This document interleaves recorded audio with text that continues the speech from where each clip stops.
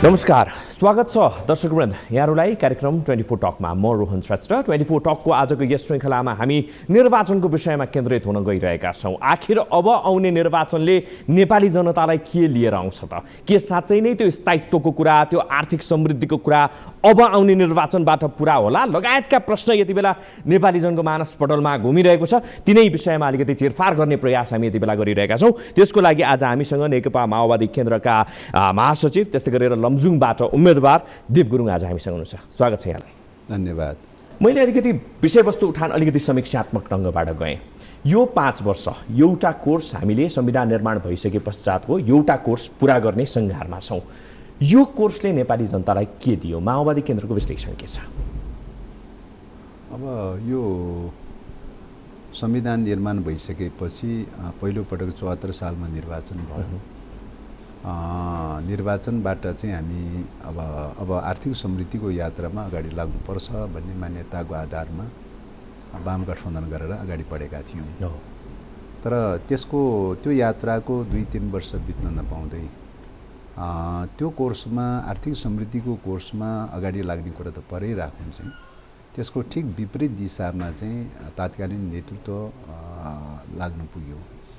अब प्राप्त चाहिँ लोकतान्त्रिक गणतन्त्रलाई कार्यान्वयन गर्ने कुरा त परै राख्नु, उल्टो त्यसलाई उल्टाउने दिशातर्फ दुई पटक संसद विघटन गर्ने, 9 महिनासम्म संसद अवरुद्ध गर्ने, संवैधानिक अङ्गहरूलाई बताबुङ पार्दै लैजाने, राज्यका अङ्गहरूलाई बताबुङ पार्दै लैजाने, राष्ट्रको ढुकुटीमाथि नै तपाईँको भ्रष्टाचारी गर्ने, कमिसन खाने प्रकारका प्रवृत्तिहरू बढ्दै गएर चाहिँ नेपाल एक प्रकारले ऋणग्रस्त अवस्थामा पुग्यो। त्यसो भएको हुनाले यही स्थितिबाट जाने हो भने नेपाल गम्भीर सङ्कटमा पर्ने र नेपालको राष्ट्रिय अस्मिता समेत समाप्त हुने अवस्था देखा पर्यो। त्यसो भएको हुनाले हामीले कोर्स चेन्ज गर्नुपर्ने भयो र त्यो गठबन्धनको विकल्पमा चाहिँ नेपाली काङ्ग्रेस सहितको चाहिँ अब संसदमा भएका अरू घटकहरूको बिचको गठबन्धनको प्रक्रियाबाट अगाडि बढ्यौँ र त्यो गठबन्धनले गर्दाखेरि अहिलेसम्म यो संविधानको रक्षा गर्न सफल भएको छ, गणतन्त्रको रक्षा गर्न सफल भएको छ, मुलुकको राष्ट्रिय अस्मिता एक हदसम्म रक्षा गर्न सफल भएको छ र राष्ट्रिय ढुकुटीको पनि एक हदसम्म रक्षा गर्न सफल भएको छ। त्यस कारणले गर्दाखेरि यो गठबन्धनकै कारणले गर्दाखेरि अहिले यो स्थितिमा आइपुगेको छ र चाहिँ अहिले निर्वाचनको सङ्घारमा आइपुगेका छौँ। यदि त्यो रूपले गठबन्धन अगाडि बढ्न नसकेको भए सायद अहिले निर्वाचनको सङ्घारमा पुग्ने थिएन, यो संविधान पनि सायद रहने थिएन। दलहरूको पोजिसन मल्टी पार्टी डेमोक्रेसी भनेर भनेको छ, दलहरूको पोजिसन पनि सायद यो अवस्थामा पाउने थिएन र मुलुक एउटा चाहिँ निरङ्कुश तन्त्रको दिशातर्फ जानेछ, विदेशी शक्ति केन्द्रहरूको क्रीडास्थल बन्ने थियो र अफगानिस्तान जस्तो द्वन्द्वग्रस्त क्षेत्रमा सायद पुग्ने थियो। त्यो अवस्थामा नेपालको राष्ट्रिय अस्मिता समेत गम्भीर धरापमा पर्ने अवस्था थियो। त्यसो भएको हुनाले त्यो अवस्थाबाट कमसेकम बचाएर लिएर आउन चाहिँ पछिल्लो कालखण्डमा हामी सफल भएका छौँ भन्ने देखिन्छ। एउटा पाटो त्यो। दोस्रो कुरा चाहिँ अब व्यवस्थापिका संसदको सन्दर्भमा, प्रतिनिधि सभाको सन्दर्भमा टोटल 5 वर्षमध्येमा अहिले 4.5 वर्षमा रनिङ छ। अब 4.5 वर्षको अवधिमा झन्नै 2 वर्ष चाहिँ तपाईँको चाहिँ कस्तो अवस्था रह्यो भन्दाखेरि के अरे यो 2 पटकसम्म संसद विघटन, पुनर्स्थापनाको लागि सडक आन्दोलनदेखि लिएर चाहिँ मुद्दा मामिलाको प्रक्रियाबाट अगाडि बढ्नुपर्ने स्थिति पैदा भयो।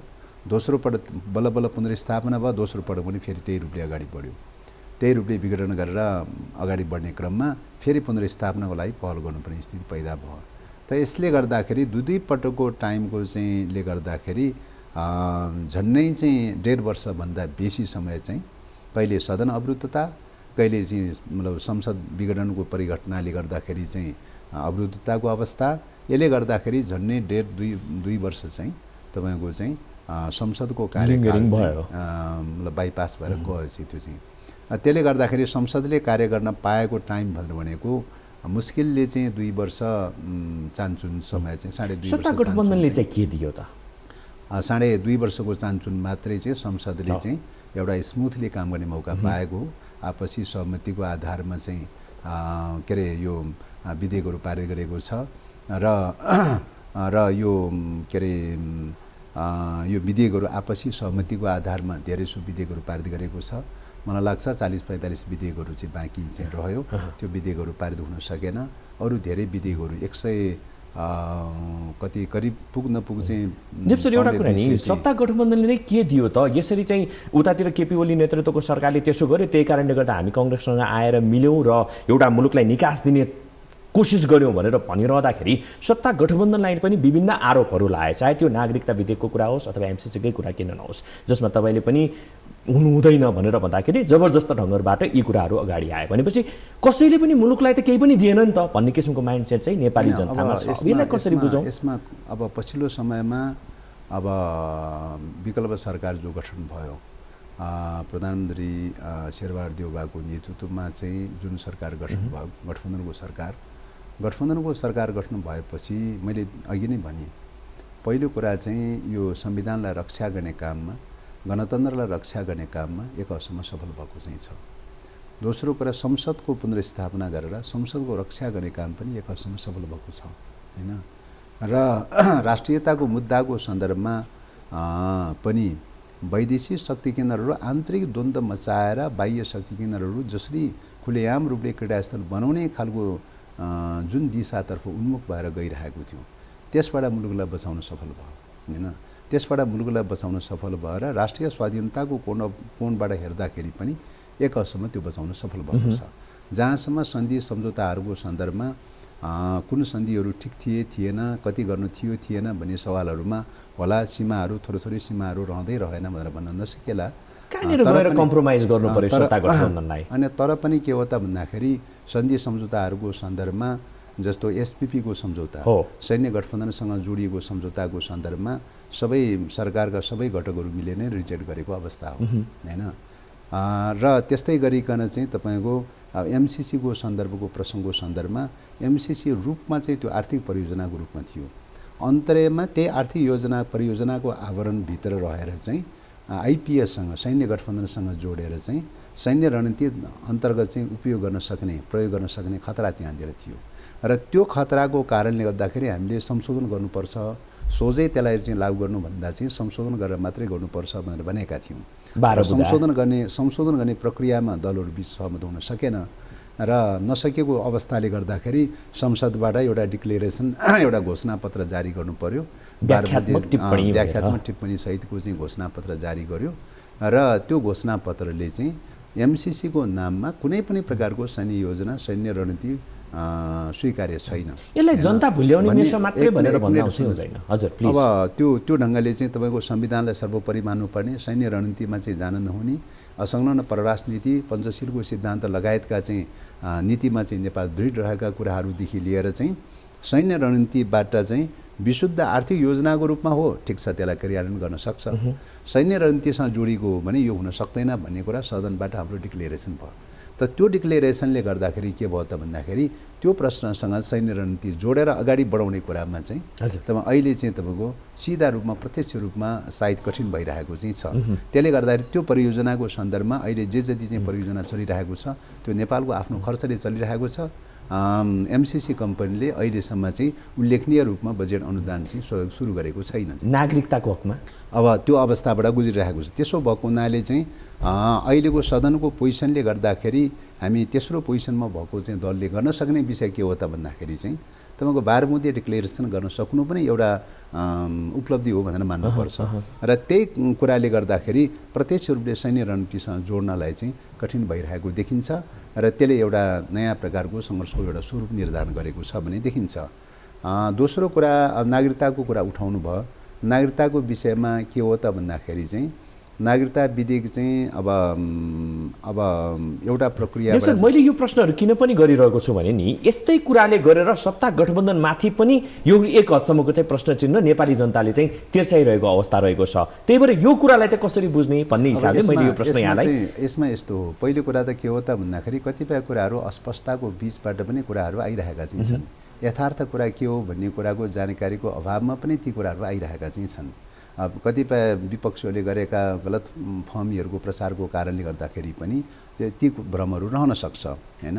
अब नागरिकता विधेयकको सन्दर्भमा भन्नुपर्दाखेरि नागरिकता विधेयकको सन्दर्भमा अब यो विधेयकले अहिलेको विधेयकले अब जस्तो खासरी बहसमा रहेको चाहिँ वैवाहिक अङ्गीकृत नागरिकता दियो भन्ने ढङ्गले जसरी प्रचार गरिरहेको छ, तुरुन्तै आउने बित्तिकै वैवाहिक अङ्गीकृत नागरिकता दियो भनेर जो भनिरहेको छ, वैवाहिक अङ्गीकृत नागरिकताको बारेमा पनि उच्चारण छैन यो अहिलेको नागरिकता विधेयकमा।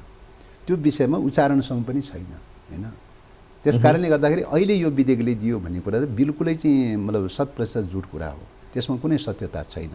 भएको कुरा चाहिँ के हो त भन्दाखेरि नागरिकता विधेयक चाहिँ तपाईँको 63 सालमा चाहिँ को चाहिँ विधेयकमा चाहिँ त्यो खालको व्यवस्था रहेछ हैन। पुरानो चाहिँ विधेयकमा पुरानो ऐनमा त्यो व्यवस्था छ, वैवाहिक अंकितताको बारेमा विवाह गरेर आउने बित्तिकै नागरिकता दिन सकिने प्रावधान रहेछ र त्यो प्रावधान फेरि चाहिँ 63 साल मात्रै आएर प्रवेश भएको हो त भन्दाखेरि त्योभन्दा अगाडि पनि प्र्याक्टिसमा त्यही व्यवस्था रहेछ। त्यही व्यवस्था हुँदै हुँदै 63 सालमा तात्कालीन चाहिँ मतलब संसदमा रहेका घटकहरूले मिलेर चाहिँ एउटा चाहिँ सहमतिले त्यो विधेयक बनाए। त्यो बेलामा उहाँहरू सर्वसहमतिले बनाउनु भएको छ त्यो विधेयकमा। त्यो विषयमा चाहिँ क्लियर नभइसकेपछि त्यही 63 को ऐनलाई चाहिँ तानिन्छ भनेर भन्ने बुझाइ छ नि त। त्यो ऐन चाहिँ तपाईको के त भन्दाखेरि अहिले चाहिँ तपाईको अहिले संशोधन गर्न खोजेको विषय चाहिँ त्यो पनि संशोधन गर्न पाए हुन्थ्यो भन्ने कुरा प्रतिनिधि सभामा कुरा भएको हो, तर भएन। त्यो पनि संशोधन गर्नुपर्छ।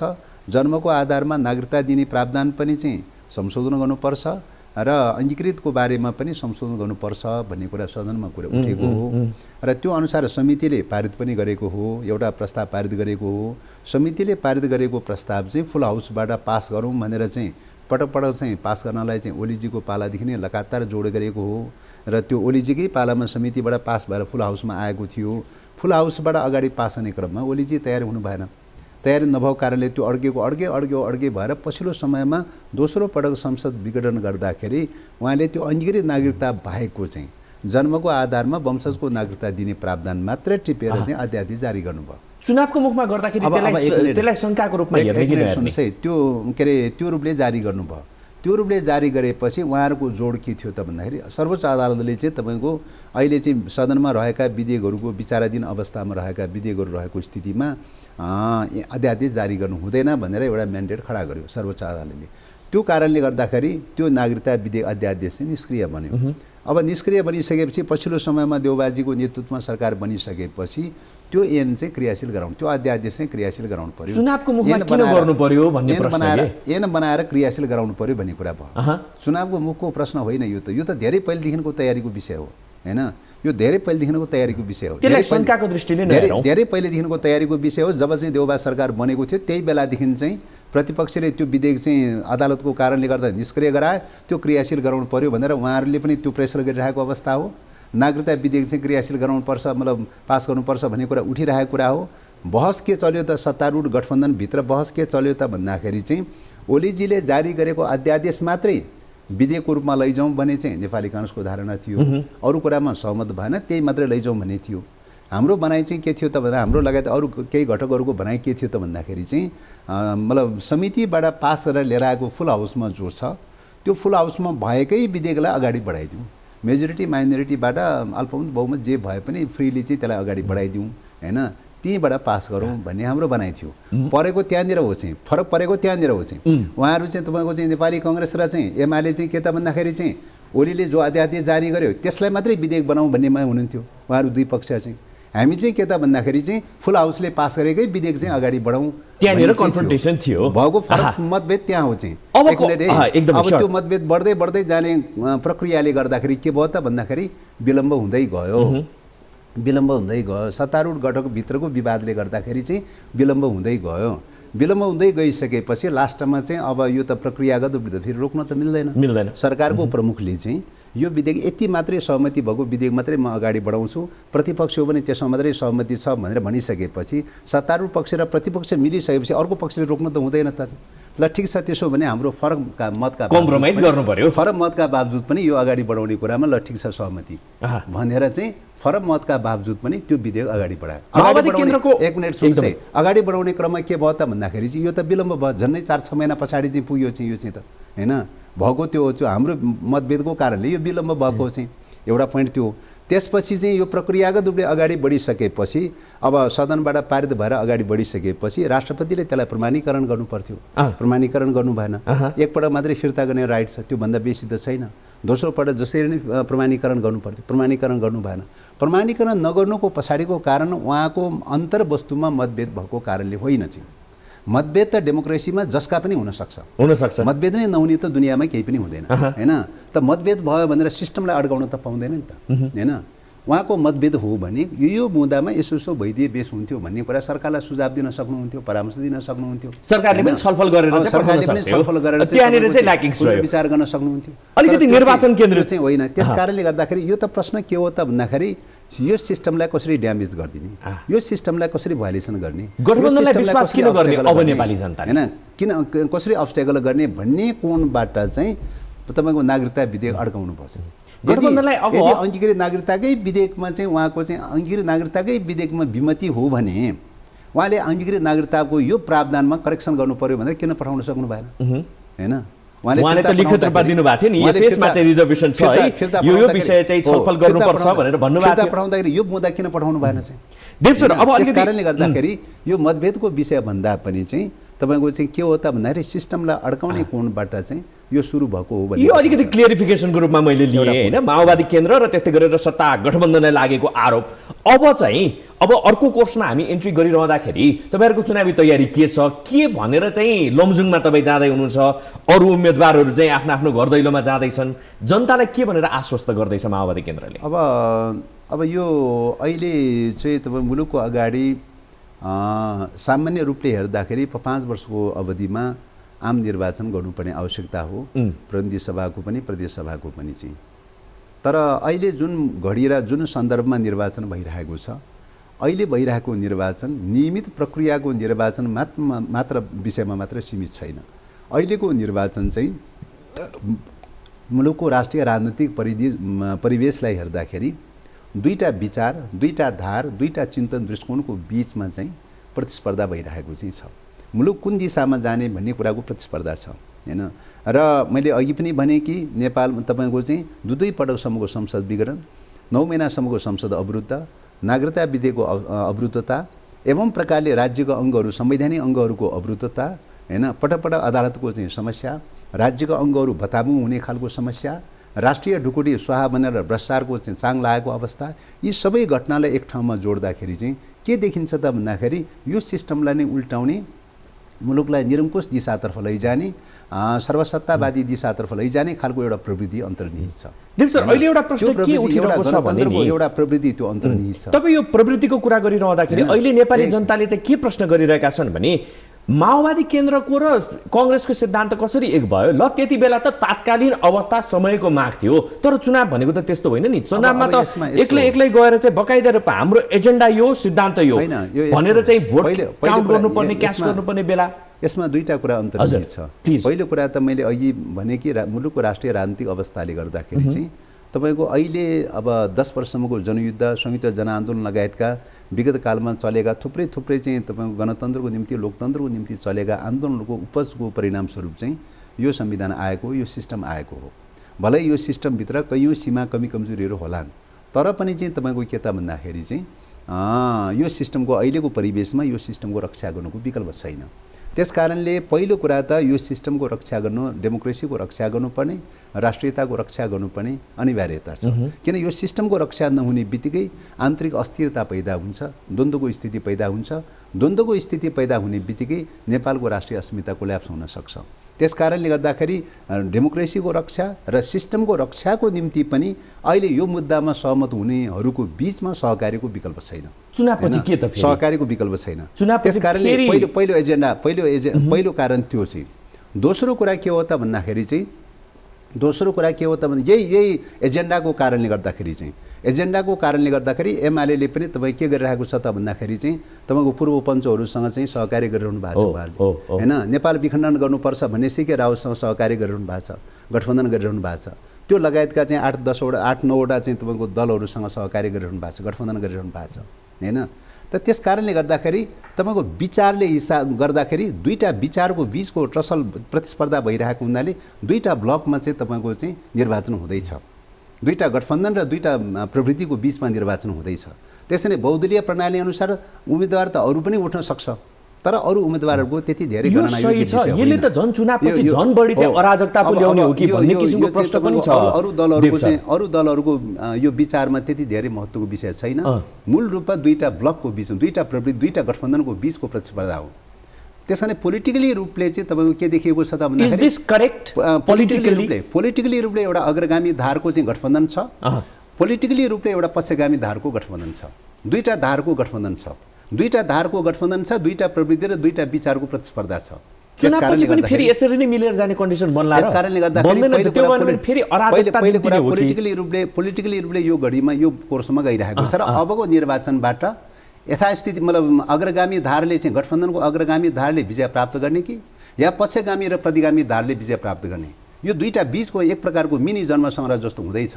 यो मिनी जन्मसंग्रहबाट नेपालको भविष्य कता जान्छ भन्ने कुराको फैसला हुँदैछ। फेरि अराजकता निम्तिने पो गर्दाखेरि त्यो फैसला हुँदैछ। त्यस कारणले गर्दाखेरि बेमेल बनेकाहरू मिको मेल हुँदाखेरि त्यस कारणले जे भयो त्यस्तै पो हुने हो कि अब विचारमा तपाईँ मल्टी पार्टी डेमोक्रेसीमा विचारमा विविधता हुन सक्छ, आफ्ना आफ्ना सिद्धान्तमा अनुसार विविधता हुन सक्छ, तर अहिलेको करेन्ट चाहिँ मुलुकको राजनीतिक कोर्सको हिसाबले हेर्दाखेरि मैले अघिदेखि नै सुरुदेखि नै भनिरहेको छु, दुईटा धारभन्दा तेस्रो धार छैन हैन। तेस्रो धारको परिकल्पना गर्न सक्ने अब्जेक्टिभ ग्राउन्ड छैन अहिले चाहिँ। दुईटा धार हो, अग्रगामी धार हो कि पश्चिमगामी धार हो। यो दुईटा धारभन्दा तेस्रो धार छँदै छैन। दुईटा धार बीचको प्रतिस्पर्धा हो के अरे मङ्सिर 4 गतेको निर्वाचन। त्यसो भएको हुनाले चाहिँ यो दुईटा विचार दुईटा प्रवृत्तिको चाहिँ प्रतिस्पर्धा भइरहेको छ र चाहिँ यसले चाहिँ नेपालको दिशा कतातर्फ लैजाने भन्ने कुराको भाग्य र भविष्यको फैसला गर्दैछ। देव सर थप कुराकानी गर्नेछौँ यसै विषयमा। राजनीतिक अर्को दोस्रो कुरा चाहिँ के हो त भन्दाखेरि अहिले पहिलो हुने निर्वाचित हुने प्रणाली नेपालको संविधानले जो व्यवस्था गर्यो हैन, यो व्यवस्थाले पटपट चाहिँ कस्तो देखिरहेछ भन्दा त्रिसङ्कुश खालको अवस्था देखिरहेको छ। यसले के देखाइरहेको छ त भन्दाखेरि गठबन्धनको माग गरिरहेको छ हैन, गठबन्धनको माग गरिरहेको छ। दुईटा घटक दुईटा धार दुईटा विचार प्रवृत्तिको बीचको निर्वाचनको प्रक्रियातर्फ उन्मुख गराइरहेको छ यो प्रणालीले पनि चाहिँ। त्यसकारणले तपाईँ हेर्नुहोस् अब चाहिँ तपाईँको ब्रिटेनबाट सुरु भएको एउटा सिस्टम पार्लियामेन्ट्री सिस्टम, दुईटा दलभन्दा तेस्रो दल छैन। अमेरिकामा अभ्यास भयो दुईटा दलभन्दा तेस्रो दल छैन हैन। तपाईँको चाहिँ इन्डियामा अभ्यास भयो, दल त धेरै देखा परे तर दुईटा गठबन्धनको रूपमा देखा परे, दुईटा ब्लकको रूपमा दुईटा गठबन्धनको रूपमा देखा परे।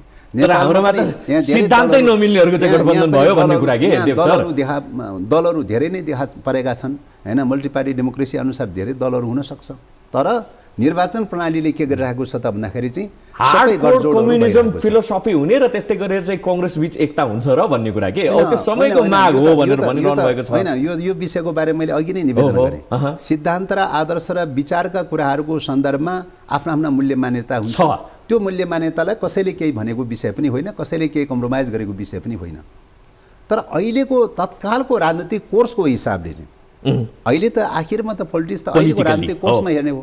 अहिलेको राजनीतिक कोर्सको हिसाबले हेर्दाखेरि एउटा यो संविधानको विपक्षमा रहेको पक्षगामी धार छ। यो कोर्सले फेरि भविष्यको एनालिसिस पनि त गर्न सकिन्छ नि त। भविष्यमा पनि अराजकता निम्त्याउने हो कि अहिलेसम्म जे भइरहेको छ, जुन जस्तो किसिमको चाहिँ गेम भइरहेको छ, यो चुनाव पछाडि पनि त्यस्तैको निरन्तरता पो हुन्छ कि भन्ने पनि अब यो हो। निश्चित रूपले पक्षगामी धारले जित भयो भने चाहिँ यो व्यवस्था रहँदैन, यो लेखेर राखिएको हुन्छ।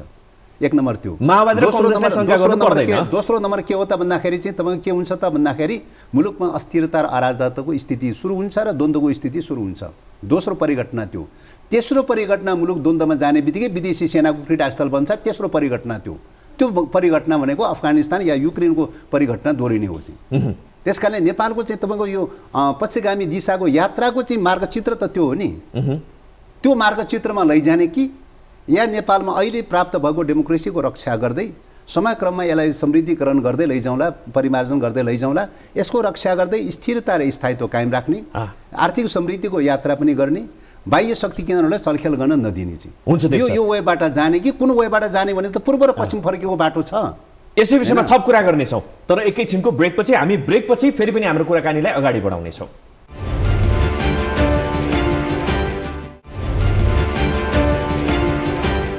पुनः स्वागत छ दर्शक यहाँलाई कार्यक्रम 24 टकमा। आज हामीसँग हुनुहुन्छ देव गुरुङ। पुनः स्वागत छ देव सर यहाँलाई। धन्यवाद। माओवादीलाई किन पत्याउने, एकदमै कङ्क्रिट रूपमा तपाईँलाई किन पत्याउने? अब अहिले मुलुकको राष्ट्रिय राजनीतिक परिवेशलाई हेर्दाखेरि यो परिवर्तन, यो संविधान, यो सङ्घीय लोकतान्त्रिक गणतन्त्र, धर्मनिरपेक्ष, समानुपातिक, समावेशी लगायतको चाहिँ जुन खालका मूल्य मान्यताहरू अहिले मुलुकले जो प्राप्त गरेको चाहिँ छ, यो प्राप्त गर्नुको पछाडिको चाहिँ एउटा जग बसाल्ने काम चाहिँ 10 वर्षको जनयुद्धले गरेको छ र त्यसपछि संयुक्त जनआन्दोलनले गरेको छ र अन्ततगत बृहत शान्ति समता तत्कालीन प्रधानमन्त्री गिरिजाप्रसाद कोइराला र माओवादी जनयुद्धको अगुवा गरिरहेको अध्यक्ष कमरेड प्रचण्डको बिचमा जो बृहत शान्ति सम्झौता भयो त्यो बृहत शान्ति सम्झौताको जगमा यो परिवर्तन भएको छ।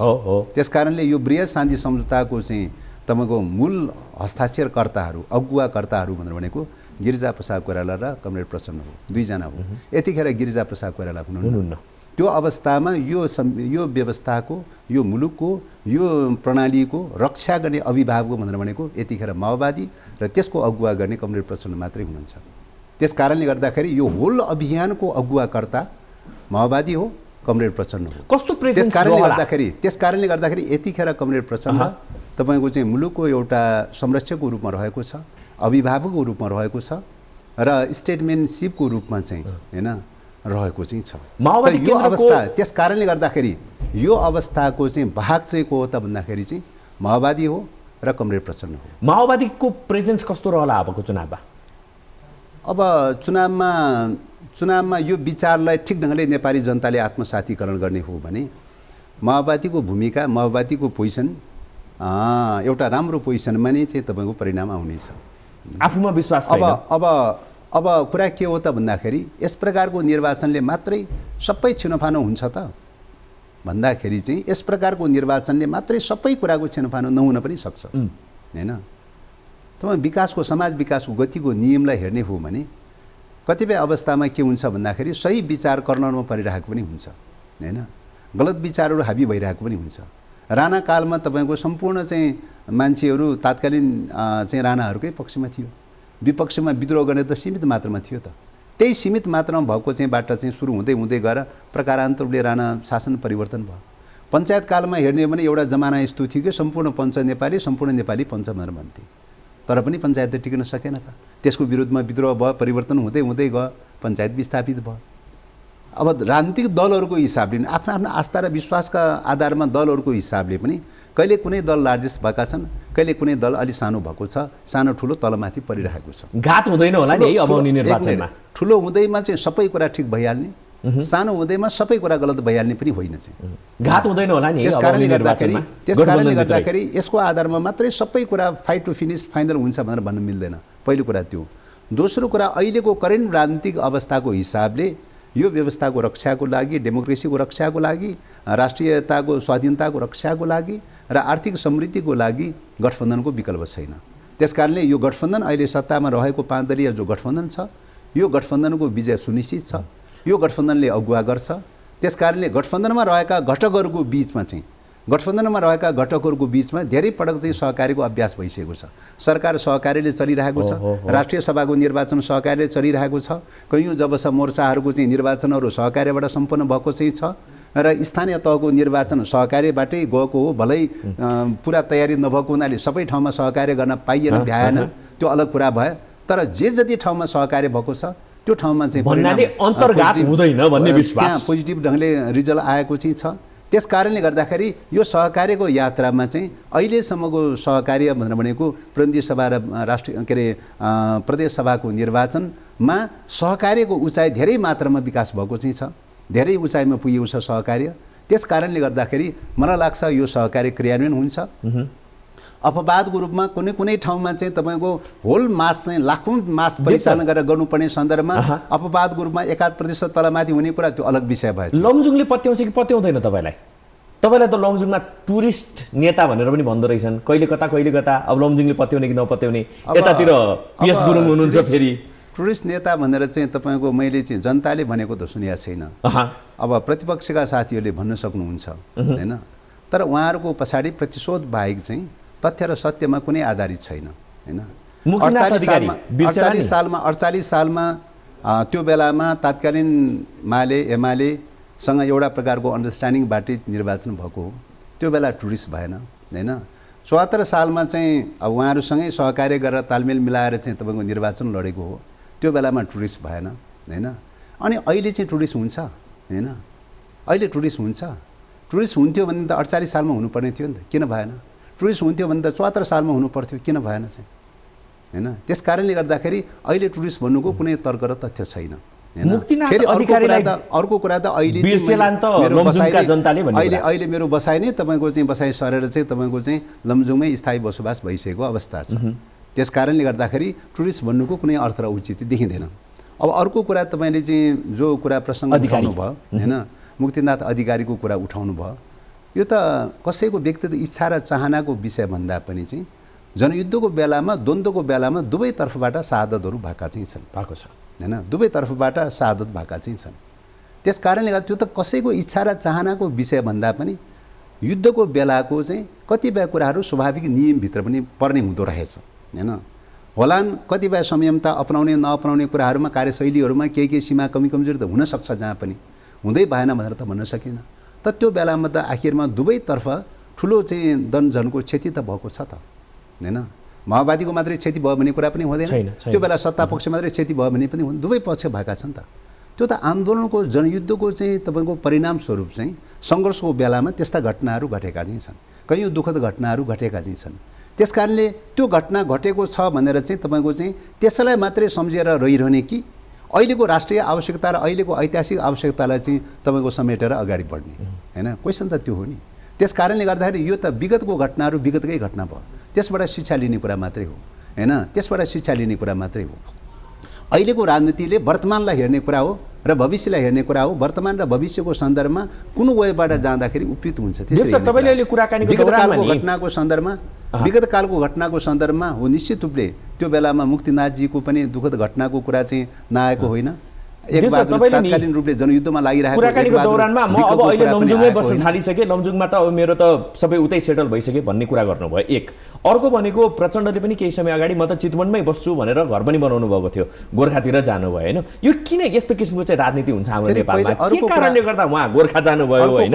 अर्को कुरा चाहिँ यो संविधानले अहिलेको निर्वाचनको सन्दर्भमा, निर्वाचन प्रणालीको सन्दर्भमा भन्नुपर्दाखेरि संविधानले पूर्व पश्चिम उत्तर दक्षिण जुनसुकै जिल्लाका जुनसुकै गाउँका अथवा पालिकाका रचन भने पनि जहाँ पनि जान पाउँछ। संविधानले कुनै छेकबार रोकथोक गरेको छैन। एक नम्बर त्यो।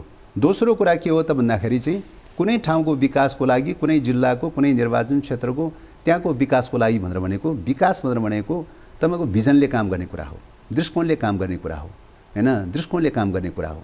त्यस कारणले गर्दाखेरि कुन दृष्टिकोणको आधारमा गएको खण्डमा देशको विकास हुन्छ, जिल्लाको विकास हुन्छ, निर्वाचन क्षेत्रको विकास हुन्छ भनेर हेर्ने कुरा हो होइन। भिजनलाई छोडेर, दृष्टिकोणलाई छोडेर चाहिँ तपाईँको चाहिँ निरपेक्ष रूपले चाहिँ स्थानीयताको कुराको आधारमा मात्रै जाने हो भनेदेखि त स्थानीय रूपमा त कतिपय प्रतिगामी विचार लिने पनि त होला त। त्यो पब्लिकको सेन्टिमेन्ट क्यास मात्रै होइन, त्यसरी मात्रै पनि नबुझौँ भन्ने बुझाइ तपाईँको। प्रतिगामी विचार लिने पनि हुनसक्छ त होइन। त्यस कारणले गर्दाखेरि स्थानीय रूपमा हेर्ने बित्तिकै सबै ठिक भइहाल्ने होइन, अरू ढङ्गले चाहिँ हेर्ने बित्तिकै सबै बेठिक भइहाल्ने भन्ने कुरा त हुँदैन त। त्यो त विचारको सापेक्षतामा हेर्ने कुरा हो। त्यसो भएको हुनाले हामीले विकासको कोणबाट हेर्दाखेरि कुन दृष्टिकोण र कुन विचारको आधारमा हेर्ने हो भन्ने हो। अहिले मैले अघि नै भने दुईवटा विचार र दुईवटा प्रवृत्ति जो छन् विद्यमान रूपमा होइन, मूल च्यालेन्ज त्यही हो। एउटा मूल च्यालेन्ज त्यही हो। त्यो च्यालेन्जले तपाईँको चाहिँ पक्षगामी प्रतिगामी खालको बाटो लिन थाल्यो भने होइन, प्रतिक्रान्तिकारी प्रतिगमनको बाटो लिन थाल्यो भने जतिसुकै स्थानीय भए पनि के अर्थ रहन्छ? समयको एकदमै अन्त्यतिर छौँ। जाँदा जाँदै लमजुङ प्रति तपाईँले देख्नुभएको सपना के हो छोटो रूपमा? होइन, लमजुङको चाहिँ अब अहिलेसम्म 4 वर्षको अवधि, 4.5 वर्ष चाहिँ त्यहाँ जुन अवसर मिल्यो जनसम्पर्क गर्ने, जनसेवा गर्ने, त्यहाँका विकास निर्माणका कामहरूमा सहजीकरण गरेर जोडिन पाउने खालका जो अवसरहरू मिल्यो, यो सबै अवसरले के शिक्षा पाएको छ त भन्दाखेरि लमजुङमा धेरै गर्न सकिन्छ। विगत कालमा पनि धेरै गरेकै हो र विगत कालको अवस्था र परिस्थितिको सापेक्षतामा पनि चाहिँ लमजुङमा चाहिँ तपाईँको 4 वर्षको अवधिमा चाहिँ लमजुङमा 4 वर्षको अवधिमा त्योभन्दा सुरुको अवस्थामा तपाईँको लमजुङको जिल्लाको सन्दर्भमा बजेटको हिसाबले हेर्ने हो भने तपाईँको चाहिँ के अरे 50-60 करोड 70 करोडभन्दा बेसी चाहिँ बजेट पर्दैन थियो चाहिँ प्रत्येक वर्ष चाहिँ।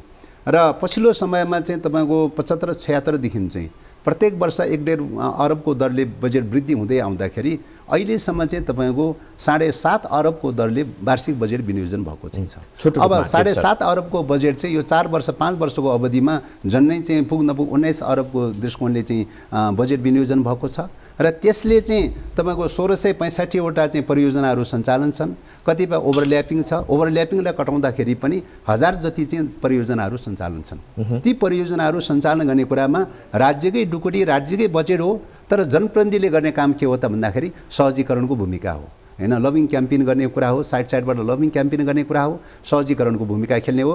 त्यो भूमिकाकै कारणले गर्दाखेरि चाहिँ तपाईँको राज्यको चाहिँ ठुलो परिमाणको कोष चाहिँ तपाईँको लमजुङमा पनि केन्द्रित भएर चाहिँ परियोजनाहरू सञ्चालन गर्न सफल रहेको चाहिँ छ। हुन्छ देव सर, यहाँलाई धेरै धेरै धन्यवाद। हाम्रो स्टुडियोमा आइदिनु भयो, आफ्ना विचारहरू, आफ्ना एजेन्डा लगायतको विषयमा कुरा गरिदिनु। यहाँलाई धेरै धेरै धन्यवाद। हाम्रो तर्फबाट धेरै धेरै शुभकामना पनि यहाँलाई। धन्यवाद। दर्शक यहाँलाई धेरै धेरै धन्यवाद आज हामीलाई साथ दिनुभएकोमा। हेर्दै रहनु होला न्युज 24 टेलिभिजन। नमस्कार।